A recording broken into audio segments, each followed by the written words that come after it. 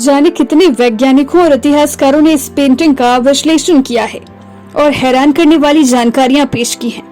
कौन थी मोनालिसा, जिसके सभी दीवाने थे? क्या है आखिर मोनालिसा की रहस्यमयी मुस्कान का राज? क्या वाकई में फोटोग्राफर ने दी थी इस पेंटिंग के पीछे अपनी जान? मोनालिसा की 7 बातें जो शायद ही आप जानते होंगे। क्या यह पेंटिंग की खास तकनीक का कमाल था?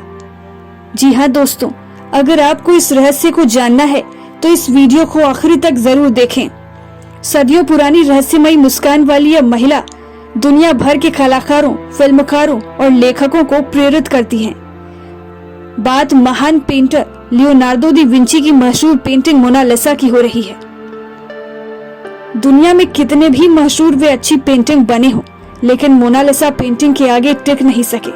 म्यूजियम में कई पेंटिंग्स लगे होते हैं, पर सभी की नजर सिर्फ मोनालिसा पर जाती है। मोनालिसा न केवल एक पेंटिंग है, बल्कि अपने आप में एक रहस्य है जिसका पता आज तक कोई नहीं लगा पाया। इस रहस्य को जानने के लिए काफी पेंटर्स व लोगों ने इस पर काम किया है, लेकिन इस सच का पता नहीं लगा पाए। 500 साल पहले पेंटर लियोनार्डो दा विंची ने इसे बनाया था। इस पेंटिंग की मुस्कान को लेकर कई तरह के रहस्य सामने आए हैं। कहा जाता है कि इस चेहरे की मुस्कान हर कोने से अलग ही एंगल में दिखती है। पहले यह काफी ज्यादा दिखाई देती थी, धीरे धीरे यह कम होती जा रही है। आखिर में तो यह पूरी तरह से ही खत्म हो जाती है। मोनालिसा का मतलब माय लेडी होता है। इस पेंटिंग के साथ कई तरह के और भी रहस्य जुड़े हुए हैं, जिसे हम आपको आज बताने जा रहे हैं। 23 जून 1852 को फ्रांस के एक आर्टिस्ट लुक मैस्पेरो ने पेरिस के होटल की छत से कूदकर अपनी जान दे दी थी। वह मोनालिसा की रहस्यमय मुस्कान व सुंदरता के पीछे पागल थे।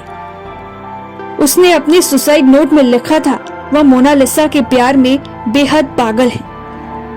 उसने कई सालों तक उनका इंतजार किया। इतना ही नहीं, म्यूजियम में इस पेंटिंग को कई लव लेटर, फ्लावर भी मिलते हैं। मोना के प्यार में पागल लोग इससे आगे लव लेटर छोड़ जाते हैं। माना जाता है कि इस पेंटिंग के लिए जिस महिला को चित्रित किया गया है, उनके अंदर कई तरह के राज छुपे हुए थे, इसीलिए यह पेंटिंग भी इतनी रहस्यमयी है। शायद यही कारण है कि आज तक इस पेंटिंग की मुस्कान भी एक रहस्य है। रिसर्च के दौरान एक डॉक्टर ने कहा था मोनालिसा के ऊपरी 2 दांत टूटे हुए थे, जिस कारण उनके ऊपरी होठ अंदर को दबे हुए हैं। यह कारण है कि हर एंगल से उनकी स्माइल अलग दिखती है। वहीं हार्वर्ड से न्यूरो साइंटिस्ट डॉक्टर मार्गेट ने कहा कि मोना की स्माइल नहीं बदलती है, यह हमारी दिमाग की सोच है। हम जो देखना चाहते हैं हमें वही दिखाई देता है। लियोनार्डो दा विंची को इस पेंटिंग को बनाने में 14 साल लग गए थे। उन्होंने 1503 में इसे बनाना शुरू किया था, 1517 में इसे पूरा किया। इस पेंटिंग में इनके होठ बनाने में 12 साल लग गए। इस पेंटिंग को बनाने के लिए 30 से भी ज्यादा लेयर्स का इस्तेमाल किया गया था। इसमें से कुछ इंसानी बाल से भी बारीक थी। पेंटिंग देखने में बड़ी लगती है, लेकिन काफी छोटी है। यह 30 बाय 21 इंच की है। इसका भार 8 किलोग्राम है।